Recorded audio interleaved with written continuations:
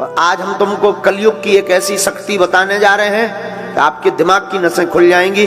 कलयुग की एक ऐसी शक्ति पर चर्चा करेंगे।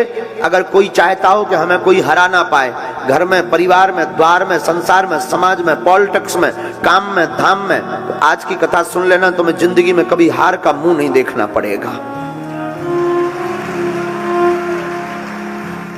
अगर आप लोग किसी विषय में हारना नहीं चाहते तो आज की कथा सुनो। याद रखना, जो मनुष्य धार्मिक होता है वो दुख को भी सुख में बदलने की क्षमता रखता है। उसकी दृष्टि और उसकी विचारधारा दुख को भी सुख में बदल देती है। बिना धर्म का व्यक्ति, कथा में याद रखना, बिना धार्मिक व्यक्ति, बिना धर्म का व्यक्ति ठीक वैसे ही होता है जैसे बिना लगाम का घोड़ा होता है। जिस प्रकार घोड़ा परम स्वतंत्र होता है, वैसे ही बिना धर्म का व्यक्ति भी बिना लगाम का होता है। और लगाम धर्म की जरूर होनी चाहिए। धर्म का मतलब ये नहीं है कि आप कथा में बैठ गए, आप शंकर जी को मान रहे हैं, आप हनुमान जी के भक्त हैं तो आप धर्मात्मा हो गए। धर्म का मतलब यह है कि आपके सामने कोई भी सनातनीय हिंदू अपना धर्म का परिवर्तन ना करवा पाए। आपके सामने आपके धर्म की अवहेलना ना हो। धर्म का मतलब यह है। पर याद रखना, दो धर्मों का कभी झगड़ा नहीं हुआ है, कभी नहीं हुआ है। धर्म तो एक ही है, सनातन वैदिक धर्म, बाकी पंथ है। याद रखना मेरे पागलो, दो धर्म का कभी झगड़ा नहीं हुआ। झगड़ा हमेशा धर्म और अधर्म का होता है। दो धर्मों का हो ही नहीं सकता।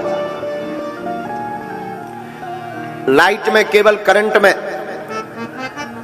अर्थिंग और अर्थिंग दो वायर लगा दिए जाएं बल्ब में, तो क्या बल्ब जलेगा?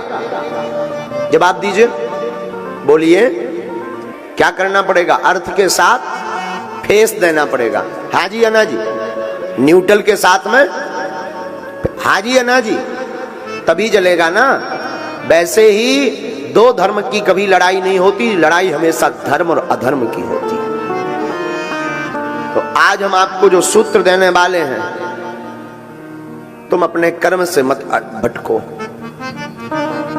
दुनिया आपके ऊपर क्या कर रही, आपसे क्या कह रही, मत घबराओ।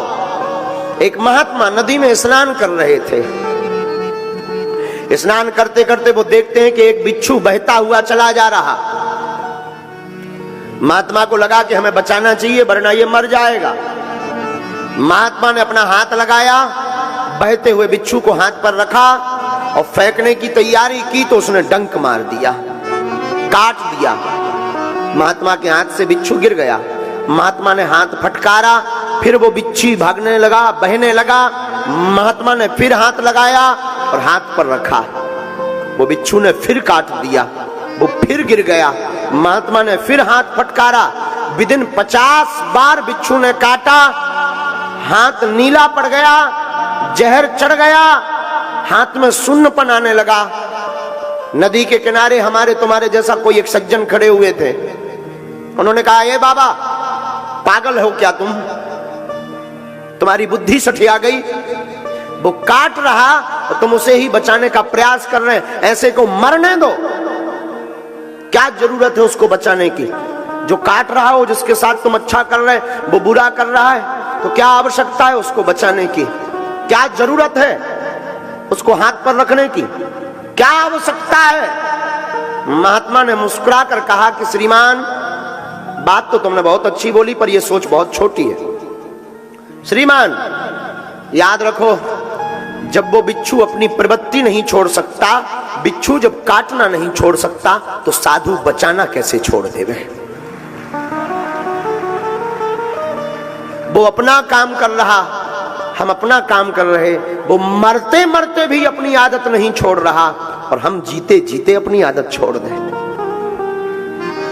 इसलिए मेरे पागलों, दुनिया का काम कहना है, उनको आदत पड़ी है कि तुमको कुछ ना कुछ वो बोलेंगे बोलेंगे बोलेंगे, लेकिन तुम्हारी जिम्मेवारी है दुनिया को बोलने दो, तुम डिगना नहीं, तुम बहकना नहीं, तुम अपने रास्ते पर बढ़ते कदम चले जाना, एक दिन मंजिल अवश्य मिल जाएगी।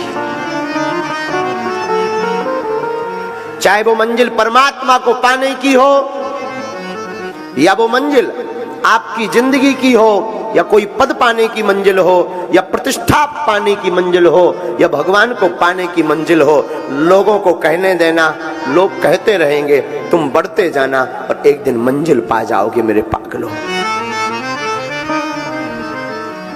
आदत मत छोड़ना, लोगों के कहने पर तुम बहक मत जाना, लोगों को कहने पर तुम हट मत जाना।